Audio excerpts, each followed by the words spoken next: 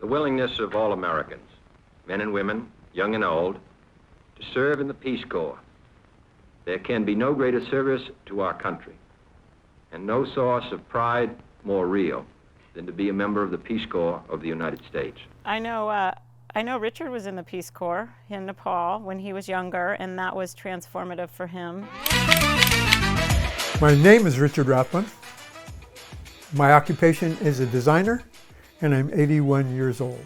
I was born in Palo Alto, California in 1940. Palo Alto was a small university town surrounded by fields and dairy farms, and further south, fruit orchards.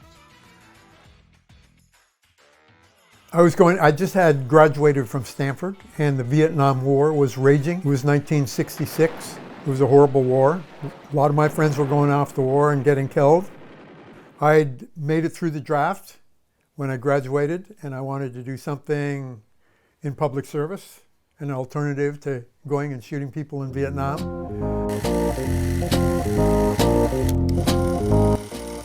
Stanford had a whole department to keep you from being drafted.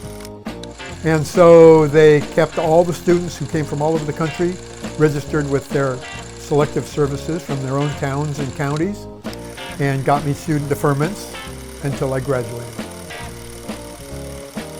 John Kennedy and Sergeant Shriver had just set up this thing called the Peace Corps. So I signed up for the Peace Corps, and I was assigned to a program in Nepal in agriculture. All right, what's going on here? We're planting corn. Gee, you guys should volunteer for action. What part of action? The Peace Corps part. They really need agronomists, livestock, and grain farmers. Richard was the first person that I knew firsthand who had been in the Peace Corps. And it was very important to people of my age at that time because the other alternative was to get drafted or volunteer or get trained for the military because we weren't that far removed from war. So we studied at the University of California, Davis, agriculture for 3 months. We learned all the new ways of growing food, all the new varieties, how to apply pesticides if bugs attacked it. And then we took a plane. Every one of us went to our own village. My village was an ancient village. Villages that haven't changed for like 3,000 or 4,000 years on the Indian subcontinent.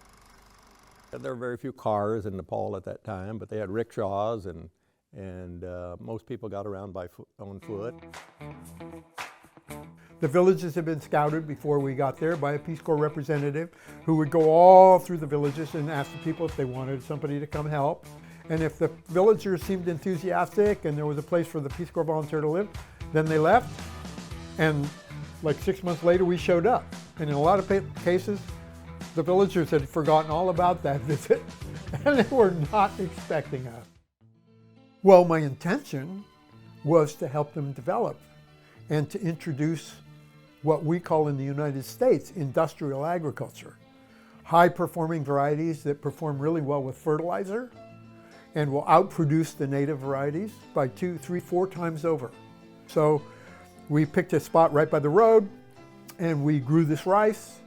And we got like 3 times, 4 times more rice from the modern variety of rice. And we ate it. And it tasted like caca.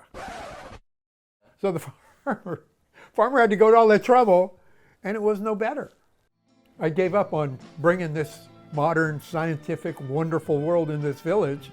And I decided I'm just going to live here and see what I can get done. We have a lot to learn from those ancient cultures and customs. Richard shared about, again, the people and community, how they all take care of each other and show up for each other. The indigenous cultures, traditional cultures, are very closely connected, and people live in a tremendously deep sense of community. People are very much related. They have time to relate. They work together. They help plant each other's fields. When they're in trouble, they have a community to depend on. It's a very different culture, even today. It was more different then.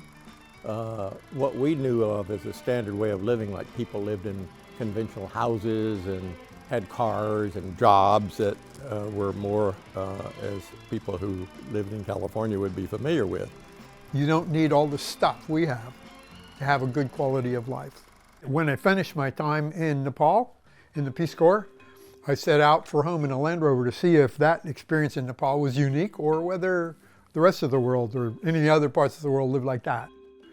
So after 6 months in India, and going to the Middle East and crossing Afghanistan, I shipped across the Indian Ocean to Africa. And in Africa, we did every country south of the Sahara Desert, from Ethiopia to Mali to Ghana, down to South Africa, all across Africa, back and forth. The biggest lesson from me, from the Peace Corps and all the travels after the Peace Corps, is that we have become disastrously disconnected from the planet. We need to wake up and look at all the life on the planet and learn from that and take care of this amazing place we live.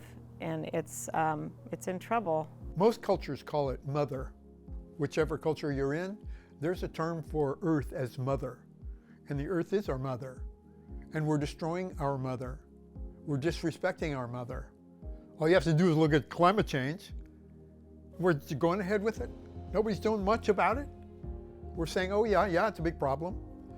But I think our biggest challenge is to learn to reconnect with who we are, with where we've come from, and move beyond this insane preoccupation with materialism as a value system. We don't get happiness by buying more stuff. We get happiness from being in relationship with other people and with the planet and with the source of our life. Everybody I've known who is on their deathbed recalls more than anything the relationships, the communities that they have had meaningful relationships and connections with. And I think that's where we need to move.